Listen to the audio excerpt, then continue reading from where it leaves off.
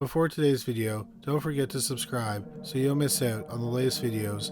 If you want to see a case or topic covered by Paranormally Listed, then go to criminallylisted.com and fill out the questionnaire under the Suggest a Case tab. Number 3. Ambrose Small. Ambrose Small was a Canadian businessman who was born on January 11, 1863, in Toronto, Ontario. Ambrose owned a successful chain of theaters in Canada. In 1919, he was looking to sell off the chain of theaters. He found a buyer, Trans-Canada Theatres Limited. They would pay him over $1 million up front in a lump sum, then $750,000 in installments over the next 20 years. Accounting for inflation, in 2025, $1 million is about $27 million Canadian, or $19 million US dollars. The sale was finalized in Toronto on December 1st, 1919. The check was deposited the next morning. In the early evening, Ambrose and his lawyer were working in Ambrose's office in Toronto. Ambrose left at 5:30 p.m. to catch the last train to London, Ontario. That evening, a blizzard struck the Toronto area. After Ambrose left his office, he went to a nearby newsstand to buy a copy of the New York Times. However, the newspaper stand didn't have the New York Times, which was delayed due to the weather. Ambrose yelled at the news seller and walked away. That was the last time 56-year-old Ambrose Small was ever seen. Ambrose's wife, Teresa, didn't report him missing for 2 weeks. Teresa had an explanation for why it took her so long to report her husband missing. She said that Ambrose wasn't faithful and had affairs with many young women who were actresses or wanted to be actresses. Several times he had gone on days-long benders with these women. She did not want to report him missing, only for the media to find out that he was with a young woman, because that would have become a scandal. However, Ambrose didn't pack anything and wasn't carrying much money at the time. He never withdrew any money from his bank account. The leading theory about what happened to Ambrose Small is that he was murdered. The first suspect was Ambrose's secretary, James Doughty. Doughty often complained he wasn't paid enough. Ambrose also liked to humiliate Doughty. For example, Ambrose would try to sneak things into contracts. If the person signing the contract saw it, Ambrose would blame Doughty. He would bring Doughty into the room and ream him out. The police talked to Doughty's friends. They claimed he talked about kidnapping and killing Ambrose. Hours after Ambrose disappeared, Doughty disappeared as well. Just before Doughty went missing, he took $100,000 worth of bonds from Ambrose's safety deposit box at the bank. Doughty was arrested in Oregon and charged with kidnapping Ambrose. However, the charges were dropped due to a lack of evidence. Doughty was only convicted of theft. Another theory is that Ambrose's wife, Teresa, had him murdered. Ambrose went missing on the day after he made a huge business deal, and she was set to inherit the money. Also, Ambrose wasn't a faithful husband. Perhaps she got sick of his affairs. But if Teresa arranged the murder, it probably would have been better to have him killed so that the body was found. If there were any doubts about if he was really dead, it would have been harder for her to inherit the money and put in claims for any life insurance he may have had. In fact, Ambrose wasn't declared dead for another 4 years. Also, Teresa came for money and expected to get an inheritance. She also understood that Ambrose married her for her money, and she was aware of her husband's extramarital affairs. Ambrose Small has never been found, and no one has ever been convicted in connection with his disappearance. Supposedly, Ambrose haunts one of the theaters he used to own, the Grand Theatre in London, Ontario. London is a city between Toronto and Detroit, Michigan. Ambrose had the theater constructed and it opened in September 1901. According to many sources, the Grand Theater was his favorite theater. The theater, which is situated in the city's downtown core, remains operational today. Many people have reported ghostly experiences in the building. A security guard at the Grand Theater said he saw Ambrose in the theater on the night he went missing. But there's no way Ambrose could have been there. Toronto, where Ambrose was last seen, is 121 miles from London, where the Grand Theater is located. There was a blizzard that night, so it's incredibly unlikely that Ambrose drove to London. Also, Ambrose's lawyer, one of the last people to see him, took the last train to London, and Ambrose wasn't on the train. Some believe that when Ambrose was murdered, his spirit rushed to the Grand Theater. In May 1927, an actress saw Ambrose's ghost after a show. He beckoned her to follow him, but when she approached, he vanished into thin air. In July 1956, an actress saw a man in the back staircase who looked translucent. Then he just vanished. She said the man had a big mustache and a 1920s style haircut. The next day she saw a picture of Ambrose Small, and she said that was the man she had seen. During a performance in 1960, a seat in the fourth row lowered by itself. A few minutes later, it rose back up. It was as if an invisible entity had sat in the chair. The area that is now the balcony was originally Ambrose's office. One night during the closing night of a play, actors saw the shadow of a man against the back wall of the balcony. Other people have seen his figure pacing in the back row of the balcony. Performers have heard knocks on their dressing room doors. When they go to the door, no one is there. In 1970, renovations were being done to the theater. There is a large painted arch over the stage. The arch was nearly destroyed when a bulldozer hit its foundation. Then, suddenly, the bulldozer stopped working, so it couldn't do any more damage, and the arch was saved. One day, a wall collapsed. Behind the wall was a staircase. The news reports did not indicate where the stairs led. In 1973, a lighting technician saw a man with a beard and a brown coattail sitting in the balcony. The technician tried to talk to the man, and he vanished into thin air. Office workers have reported that their desk drawers open by themselves when they are alone in the office late at night. In 1975, a film crew from a local TV station were recording the interior of the theater. They brought a special spotlight. 3 light bulbs burned out while they were shooting. Back at the studio, they retested the bulbs, and they all worked. Another time, during a rehearsal for a play, the cast had sand fall on them. The crew checked to see if any sandbags had leaked, but found nothing wrong with them. Women have said that they heard a man whispering their name. They also feel someone touching them in inappropriate places or tugging on their clothes. Sometimes the actresses hear whispers when they are on stage performing. Some have also felt a strange presence when they are on the stage. They also hear footsteps in the wings of the stage. In September 2024, the Ontario Paranormal Society investigated the Grand Theater. The group's founder, Steve Geiner, said that when he was on the balcony, it felt like someone was pushing him towards the edge. As they were recording a video, they recorded a ghostly voice saying the name Louise. Many people, even some skeptics, think that because of how many strange occurrences have happened in the 124-year-old theater, that London's Grand Theater really is haunted by the ghost of Ambrose Small. The disappearance of Ambrose Small is considered one of Canada's greatest unsolved mysteries. Number 2. Sandra Hughes.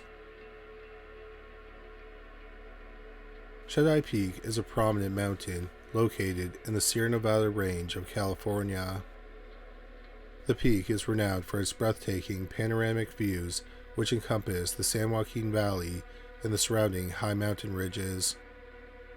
On July 21, 2021, Jake and Victor Gorba brought their 3 children and their four-wheeler to the area. At lunch, they stopped beside a meadow and ate.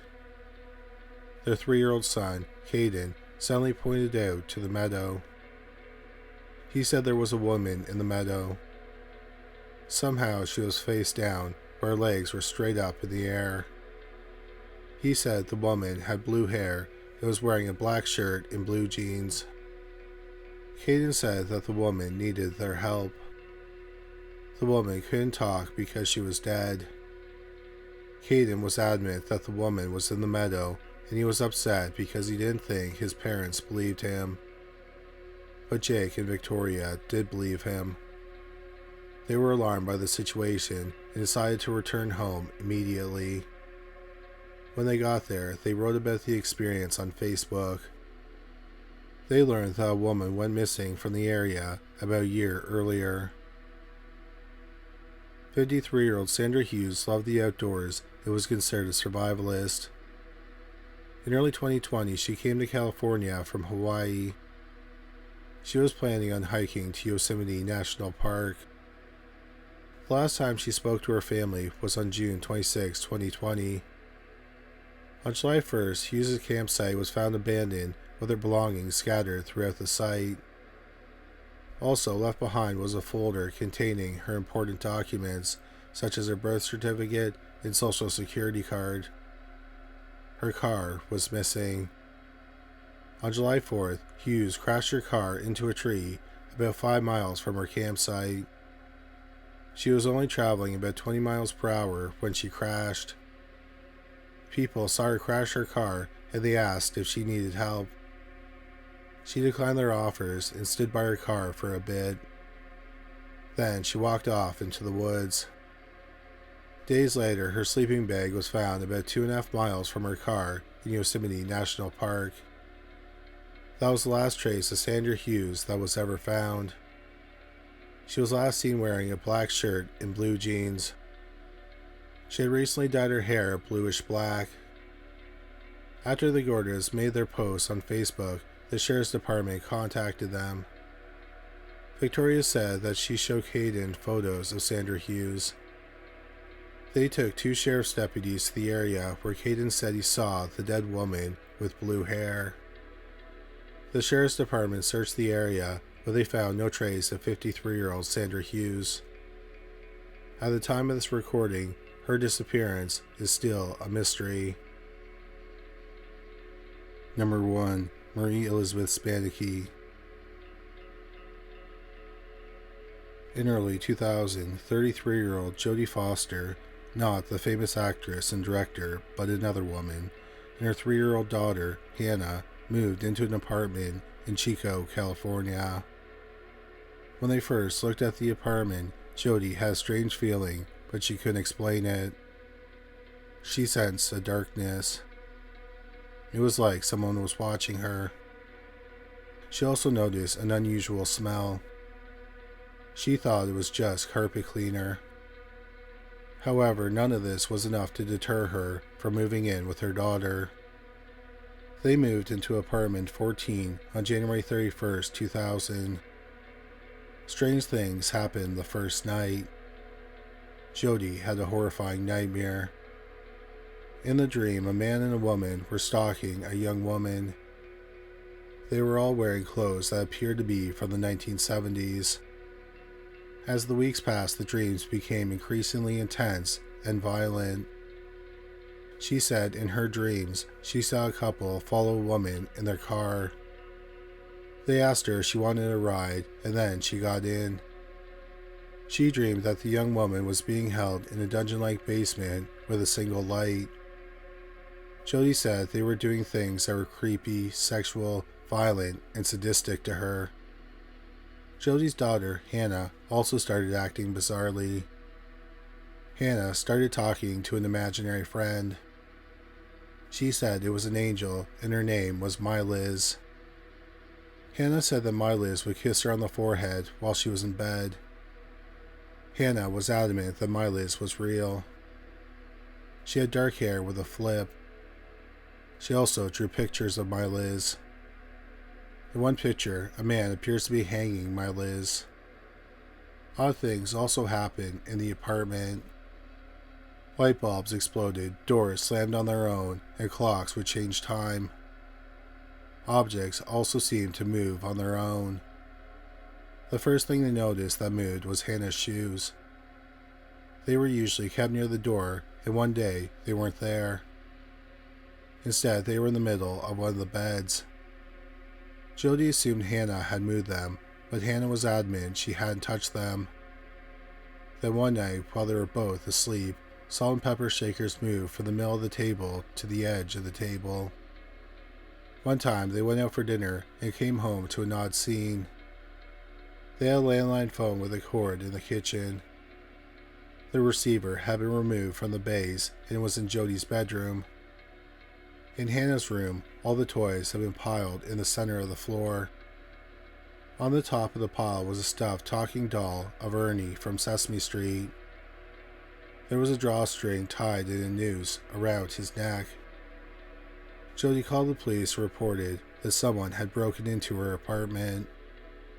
One thing Jody noted was that many of the strange things happened between 2 and 6 a.m. But specifically, a lot happened around 3:37 a.m. One night in February 2000 was particularly bad. Jody said she was awoken in the middle of the night. The TV was on, but it was only static. Suddenly, in the kitchen, the cupboard doors started opening and slamming shut on their own. One of the burners on the stove was turned on high. Then the Ernie doll in Hannah's room started making noise. It kept repeating the phrase, "I feel great." What was particularly odd was that the toy had no batteries in it. Jody was so freaked out that she woke up the building's manager and had her come to the apartment. The manager brought her dog. Immediately upon entering the apartment, the dog started barking. Then the electrical cord on a lamp started swinging like a skip rope. Jody, Hannah, and the manager all ran from the apartment. Jody talked to a neighbor who had lived in the apartment building for a long time. He said that people rarely stayed in apartment 14 for too long. The neighbor heard that the apartment was haunted. He said that one woman who lived there a long time ago had gone missing. On April 1st, 2000, nearly 2 months after they moved in, Jody and Hannah moved out. Jody had hoped they left behind whatever was haunting them in the apartment, but then, a year later, Jody started having strange and violent dreams again about a woman being kidnapped and held in a basement. The final dream was the most terrifying of all. She dreamed she saw a young woman with brown hair in a dungeon-like basement. She was naked and hanging from the ceiling. A man was there, and he was taking a lot of joy in whipping her. He then shot her in the stomach and slit her throat. He then bit off one of her nipples. He put the nipple and a lock of the woman's hair in a box. She then dreamed that the man got his wife and they cleaned the body together. They placed the body in their car and drove. In her dream, Jody saw a sign that read A17. Then the couple pulled over and the man dug a shallow grave. As he was burying the body, Jody woke up. Jody got the sense that A17 was important. She also sensed that the number 35.76 was a clue. The years went on, and Jody started dating a new man. She told him about the dreams and the strange experiences in apartment 14. One day, her boyfriend was reading the true crime book, The Perfect Victim, by Christy McGuire and Carla Norden. The book is the horrifying true story of Colleen Stan. On May 19, 1977, Colleen Stan was kidnapped while hitchhiking in Red Bluffs, California. She was picked up by 23-year-old Cameron Hooker, his 19-year-old wife, Janice Hooker, and their baby daughter. Cameron was a horribly abusive husband. He had convinced Janice to let him kidnap a young woman whom he could keep as a slave. After luring Colleen into the car, Cameron forced her to put a wood cube that was about 1 cubic foot big on her head. The box was made from wood and styrofoam. There was a hole cut in the bottom. There were hinges on it so it could be opened and then locked shut on her head. There were also straps on the box, including one that kept her mouth shut. Inside the box it was pitch black, and the only thing Colleen could hear was her own breathing. For a week she endured a lot of torture in the basement of their home and had to wear the head box most of the time. She was then held in a coffin-like box for 7 months. She did not have to wear the box in the coffin. She was allowed out for about an hour every day. During that time, she was tortured. Every day she was fed twice and allowed to use the bedpan once. After 7 months, she was transferred to another coffin-like box under the hooker's bed.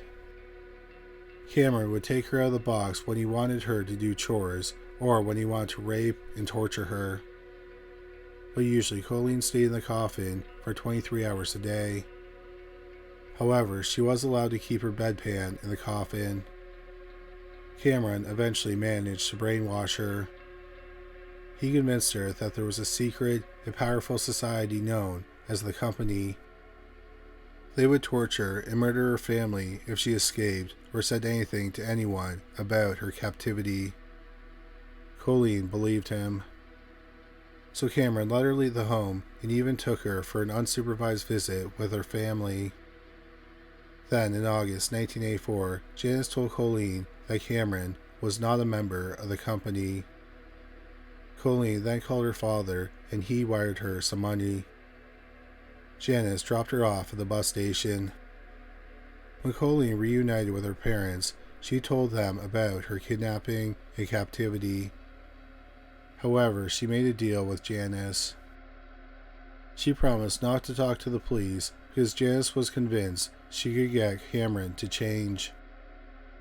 But after 3 months, she realized that Cameron was not going to change.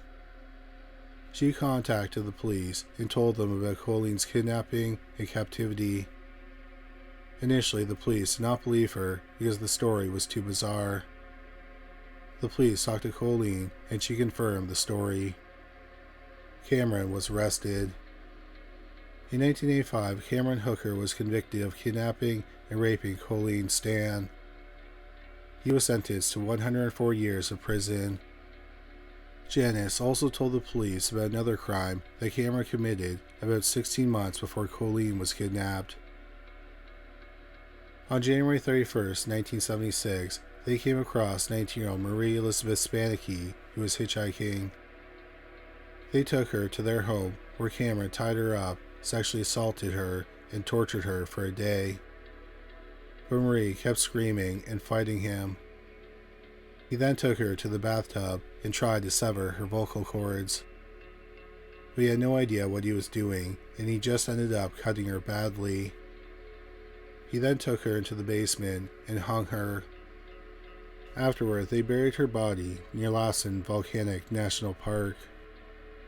Cameron was never charged with Marie Spannhake's murder. Her body has never been found, and there's no physical evidence he committed the murder.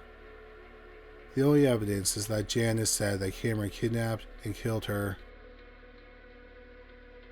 Jodie Foster learned that when Marie Spannhake went missing, she lived in the same apartment as her and Hannah. Jodie and Hannah had moved into apartment 14 24 years to the day of Marie's disappearance. Also, Marie's nickname was Marliz. Her daughter's imaginary friend was My Liz. Hannah did some drawings of My Liz. In one of them, My Liz is being hanged. There was also a noose around the neck of the stuffed doll, Ernie. Jodie immediately realized that Marie's ghost haunted the apartment. She showed her daughter, Hannah, a picture of Marie, and she said it was My Liz. In July 2008, Jody decided it couldn't hurt to contact the police.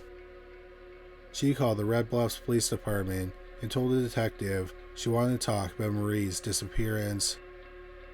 The detective was a little spooked and asked why she was calling about that case. She then told him about the haunting and the dreams. The detective was spooked because they were meeting that day to discuss reopening the case. No one outside the department knew they were going to discuss reopening the case. After Jody's call, they decided to reopen it. Jody told the detective she saw the numbers A17 and 35.76 in her dreams. She thought A17 was a road and 35.76 might be the miles from the hooker's home to Marie's burial site. The detective decided not to dismiss her story. The cold case investigators talked to Janice, who had been given immunity for her participation in Cameron's crimes. Janice told the cold case detectives what she told the original detectives, that Marie's body was buried near Lassen Volcanic National Park. It turns out that there's an A17 road in the area. The police got more details from Janice about landmarks close where Marie's body was buried. Based on Janice's description, they believe they determined the area where Marie's body was buried. Jody said that the number that came to her was 35.76. The location where the police believe Marie's body was buried was 35.75 miles from the hooker's home. However, after searching the area, the police did not find Marie's body. Marie Spannhake's body has never been found, and no one has ever been charged with her murder. Cameron Hooker is the only suspect in her case. In 2021, Cameron was paroled to the Department of State Hospitals. At the time of this recording, he is 71 years old. Thank you so much for watching this video. We hope you found it interesting. If you did find it interesting, please make sure you subscribe. We'll have a new video about the paranormal every week. If you just discovered this channel, please make sure you check out our other channel, Criminally Listed. We have over 325 videos featuring bizarre but true crime stories. You can find it at youtube.com/criminallylisted. Well, that's all for today. Thanks again for watching.